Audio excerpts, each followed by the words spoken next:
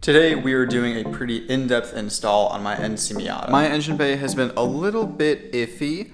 There's a lot of things that are not very well done. For example, the battery, when I first got the car from the previous owner, it just had tape holding it on and it was really flopping around. I added a zip tie temporarily. I want an actual hard point for the battery. There's also a lot of weird things, like because the previous owner kind of just like DIY'd a lot of this stuff. Nothing really fits up that well, so this rubs on that. AC lines rub on each other. This is kind of weirdly moved over. This is like a little DIY bracket, which is fine. It's just, could look a little bit better. And a big thing for NCs, because the radiator is slanted and it's basically like there, it's actually really important to free up a lot of airflow if you're gonna be on track. And doing, an intake removal is really great. Relocating the ECU, which is below this, it's going to free up a lot of room in the engine bay. So all of this stuff is from TrackDog Racing. They have a kit, which is an engine bay kit as well as an intake, and they kind of work hand in hand to free up a lot of room in the engine bay. And it is pretty cool. They actually did a genuine test where they had a before and after for a 20-minute track session. And before doing the engine kit and after was a 15-degree Fahrenheit reduction in temperature. So, honestly, I think it's worth it. It's going to clean up the engine bay a lot and just keep everything a little bit more tidy. Also, a lot of you guys who watch these videos aren't actually subscribed. The NC Miata is going to be here for a while, so you might as well just hit that button. You can always just unsubscribe if you want to. I also did want to shout out TrackDog Racing for this. Their instructions are seriously detailed. The engine bay kit, I think, is 35 pages. The intake, I think, is 9. So there's like 44 pages of just straight up really good instructions. That's going to be very useful. I think we're going to start with the intake. Reason being, the front bumper actually has to come off for that.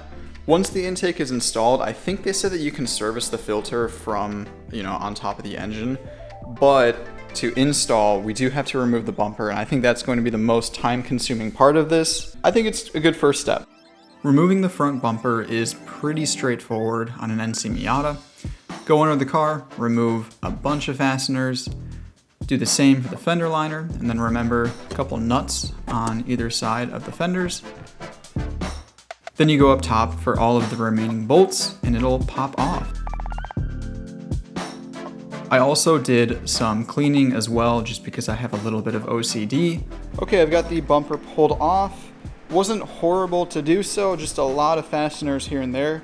I did figure out why the fitment was kind of whack on this side of the car. I think it definitely was hit, on the bumper.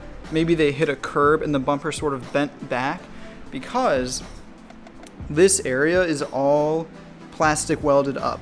And I think that's why the fitment is so poor. You can see a little bit of a crack right there, as opposed to this side, where obviously, this structural plastic black piece is different than the silver on the actual bumper. So I think that's why the fitment was really poor. I don't think that I can fix it, unfortunately, because this is literally all just plastic welded together, and it's now one piece. So it kind of is what it is. This poor car will just never know peace. The hardest part about an intake install on an NC Miata is just removing the bumper. After that, it's a matter of removing the stock airbox and then transferring the mass airflow sensor.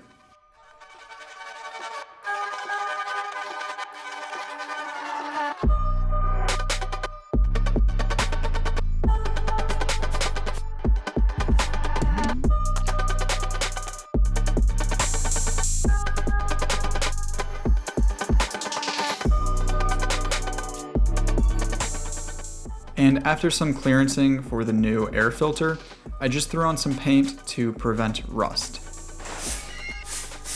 Okay, so the paint, I messed up a little bit, I'm not gonna lie. It did look really nice, but I put on some weather stripping as you're supposed to, and it kind of messed it up, but I think we've got enough on there to where we're not really gonna have any issues with rust. I followed the instructions and assembled the intake and kind of eyeballed it as best as I can. The clamps, I will say, are definitely a little bit undersized, so that was a little bit of an annoying process, but it's fine. It's together. We have our MAF attached right there. That'll go there. And we're just going to throw it in, and eventually I'll have to take it out, but honestly, I kind of just want to see how it sounds and how it fits before removing the ECU, removing all of this paneling and this and all that stuff.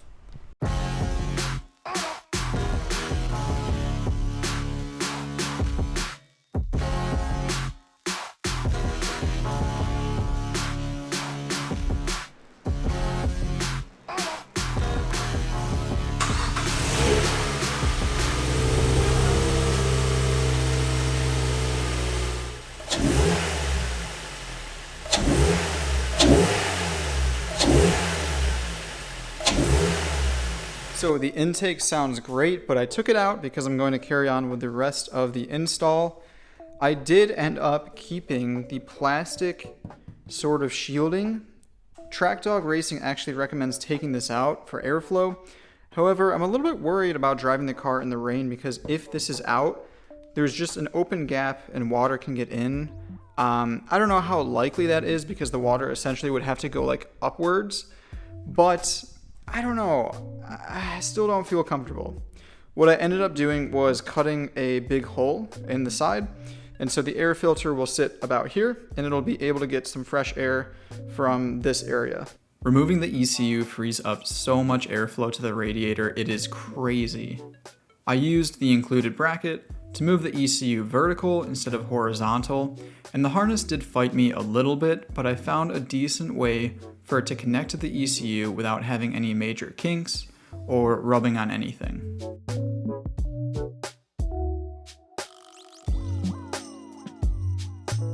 So the ECU is done. It was a little bit iffy, I'm not gonna lie.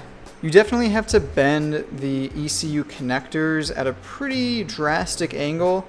So I'm a little bit concerned that, maybe I'm putting some tension on some lines. You did have to unhook a ground that runs into the fuse box and then bring it under the harness. That was pretty easy. It also has a cooling duct, which, I don't know if this is really doing much, but, it's there. Why not? Ground goes down there. Overall, I think it was, it definitely freed up a lot of room, and obviously there's so much open air to the radiator now, but I'm a little bit concerned on the tension for these lines. I don't know, whatever. I was going to do the power steering, but honestly, looking at the instructions, it seems like a lot for very little gain and just moving this over like basically 5 or 6 inches. I'm gonna leave it here for now, partially because I don't have any automatic, power steering fluid. So that is what it is. I'm not gonna do that today or probably for a while. The more pressing matter is the battery. This thing really needs some help along with the washer bottle. I removed the stock battery to make some more room to work with on the washer fluid bottle. This was already moved by the previous owner, but the kit's bracket is definitely a much cleaner install than the random scrap metal that the guy used previously. Okay, so I've got the washer bottle finished up. The previous owner did have an extension already made for it, so I didn't have to do any soldering. That was nice and easy. It's mounted in a very a good way, I would say, but it's definitely a little bit tight with this AC line. I'm gonna put some just shielding because it's kind of getting really close to brake booster, I think.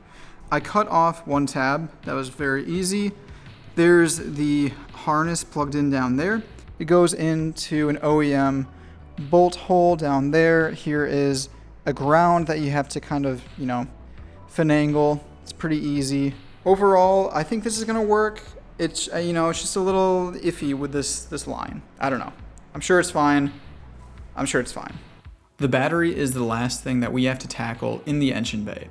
I probably should have ordered the small battery components, but more on that later. I was able to make it work, and this was one of the longer engine components that took to install and fit properly in this kit, but it was well worth it.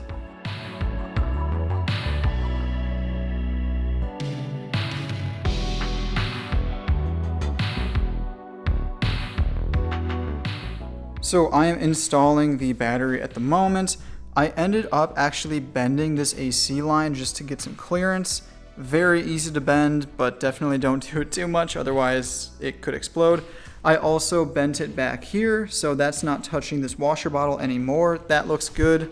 One small issue. So here is the battery bracket. Number one, it's not really meant for my battery, so I might have to do a little bit of modification for this. But number two, I don't think that this was made correctly. So this hole is actually supposed to fit this. This is a battery, essentially stopper, and it just does not fit. It has a taper to it, and you're supposed to be able to put it all the way through so you can get some fasteners on it. It just doesn't really fit. So I don't think it got drilled out enough from factory. I'm going to drill it more so that we can actually use this.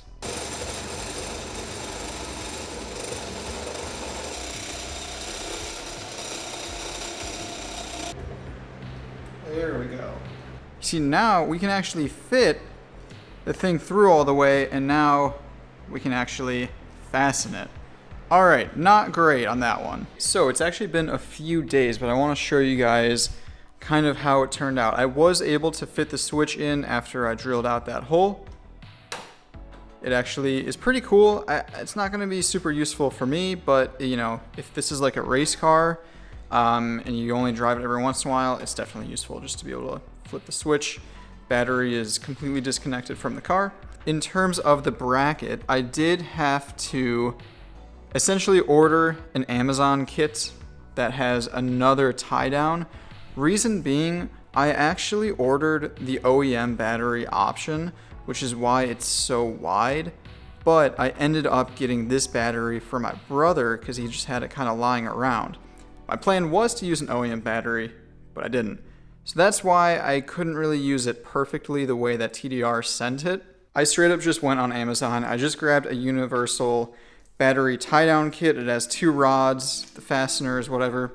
And to be completely honest, you might just want to do that because basically that's all it's doing. You have one tie down there, and a bracket. And you can get that on Amazon for $10. So if all you want to do is use a battery like this, you do not have to buy a very expensive kit that has new leads, new grounds, etc. You totally can get away with just, $10. That being said, it looks really good. I'm obviously going to cut this down to length. And yeah, after that, I mean, we're basically set. So I'm going to throw the front bumper back on. And yeah, we're good. With all of the engine components in their new spots, I was ready to put the front bumper back on. And while I had the car in the air, I wanted to tackle one last thing that I've been meaning to do ever since I bought the car. So one other thing I'm going to do is actually change out the transmission fluid. I bought some Ford Motorcraft, which is the same thing that I use in my NC Miata. And I think it might help the shifting a good amount. It's not like bad right now, but I think it could be better. So we're gonna swap it out real quick. Oh, What? Oh God, I hate this car so much. You okay? Yeah, I just slammed my hand.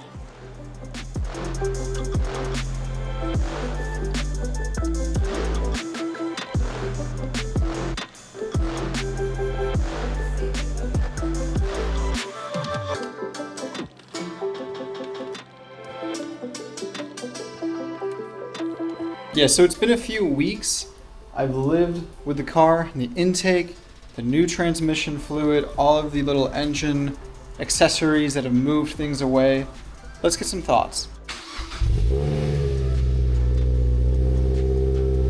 Car is running very well right now. I'm still revising the tune a little bit, but for the most part, very happy with how the car is running, how it feels to drive on the street. We're doing well. And anytime I drive this car, I gotta do that. So, would I recommend the Track Dog Racing engine bay kit? I'd say yes, but keep in mind some little, caveats. While it does genuinely provide so much cooling, I mean, just look at the space here as opposed to before. It's pretty amazing. There are some sort of funny little fitment issues, like, the battery, if you use, not a perfect size. There's some weird things going on there. For example, this is like, it's on, but just barely. It's like, this is a little bit, there's some fitment things that you got to kind of accept. You might have to drill something out. So it's not, necessarily a perfect kit, but it definitely makes a very big difference when you have, everything installed. As far as the intake, you can definitely tell a difference in terms of induction noise. It is no Honda, but once you get up in the RPMs, you definitely can hear a major difference as opposed to a stock intake. Overall, I think it added quite a lot to the sound of the car, and have a listen.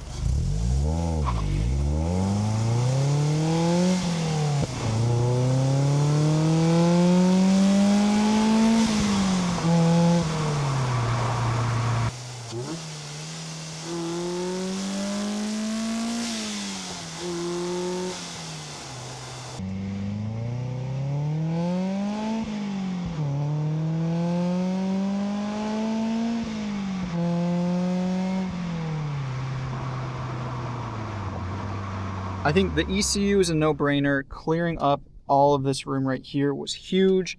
Moving the ECU vertical, that's great. Intake sounds awesome. The power steering I have not done yet. I'll probably do it over the winter. The battery was great for me because mine was janky to begin with. So having, new ground leads and just having it set up nicely is good. That's definitely a good addition. Washer bottle is kind of just necessary if you're going to use an aftermarket battery. Something smaller that, gets moved over. It's just kind of, you need it. So I think it's a good kit. It needs a little bit of, finagling. The transmission flush as well also really helped kind of make it feel a little bit smoother. It still is a little clicky and notchy when the, fluid is cold and you're getting out of the neighborhood, you first start the car up. But once it's warmed up, the transmission is much, much smoother. So transmission fluid, I would highly recommend changing out. It's pretty easy. Get a good pump. That's my number one piece of advice. Mine was not good, but other than that, I would recommend it for sure.